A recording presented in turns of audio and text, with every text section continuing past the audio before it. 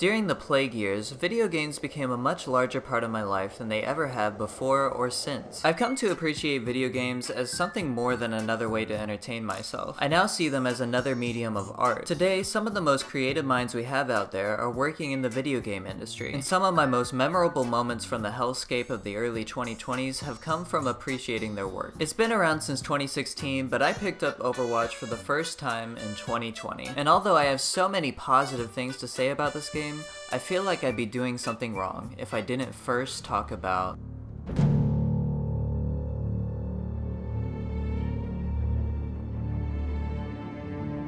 This is Bobby Kotick. He's the CEO of Activision-Blizzard, the company that created and runs Overwatch. To set the stage for what kind of a boss this guy is, let me real quick take you back to 2007. Bobby makes a little company with this guy for the sole purpose of operating a private jet they own together, as you do. They hire a male pilot and a female flight attendant. The pilot harasses the flight attendant, and when she turns down his creepy advances and offers, he threatens to ruin her life. She reports this. When Bobby hears about this, he comes up with a brilliant solution.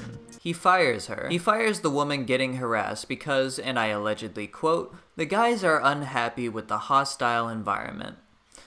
So she sues him. He drags the lawsuit on for 3.5 years, despite being so rich that the amount of money he would have had to pay to settle was essentially nothing to him. According to the arbitrator, Mr. Kotick said he would not be extorted and that he would ruin the plaintiff and her attorney and see to it that Miss Madvig, the woman who was being harassed, would never work again. What a nice guy. She eventually won the lawsuit. Good for her. That was in 2010. Fast forward to 2021 and Activision Blizzard is facing a lawsuit for workplace misconduct and discrimination. There are tons of articles where you can read into this more, and I don't intend to get into the icky details here. What you need to know is that alongside a general unfairness towards the promotions and pay for women, it was revealed that there was essentially a company-wide frat boy culture that made being a woman in the workplace for Blizzard a living nightmare. This stuff went so deep that they had to change the name of one of Overwatch's most iconic characters, because he was named after a game designer who was revealed to have participated in one of the worst instances of this grossness that the public knows about. The only reason this work culture is really coming to an end is because they were legally forced to make a change internally. Along with other mandatory changes, many of the previous top staff members have been fired for being creepy. I'm sure it won't surprise you to learn that good old Bobby denied knowledge that any of this was happening when the news broke to the public. I'm also sure it won't surprise you to learn that this turned out to be a lie. Not only did he know, but he actively encouraged and defended the jobs of some of the worst offenders of these atrocities. And this guy, the same guy who made $154 million the same year that he laid off hundreds of employees during quarantine, is still the CEO of this company. He hasn't faced any consequences. This piece of garbage is still in charge. Now here's my hope. For some reason, only God knows why, in the midst of this chaos, Microsoft decided to purchase Activision-Blizzard outright. That's right, Microsoft saw this dumpster fire and went, yep, I'll pay $68.7 billion for that. With a B. This deal is actively happening and is expected to close in June of this year. My hope is that the very first thing that Microsoft does with this company is fire Bobby. I'd be shocked if they didn't do that, to be honest with you. Something I've been personally doing is not spending a dime on Overwatch until this does happen. Now don't get me wrong, I fully understand that this accomplishes nothing. I know that my choice of whether or not to spend $10 on a battle pass has truly no effect whatsoever on this $600 million buffoon, but it also makes me feel a little better about myself. In late 2020, when Netflix released this movie on his platform, I convinced my family and as many of my friends as I could to drop their Netflix accounts. If you want to make a movie about how violence is bad, you don't actually kill people in the movie. The director of this one failed to understand this concept in her attempt to criticize the creepy exploitation of children. At the end of the day, Netflix does not need me to survive, and I don't criticize anyone who still has the service. If you ask me to name one mega company that hasn't done something evil, I would say, I don't know, maybe like whoever makes M&Ms? And then you would go,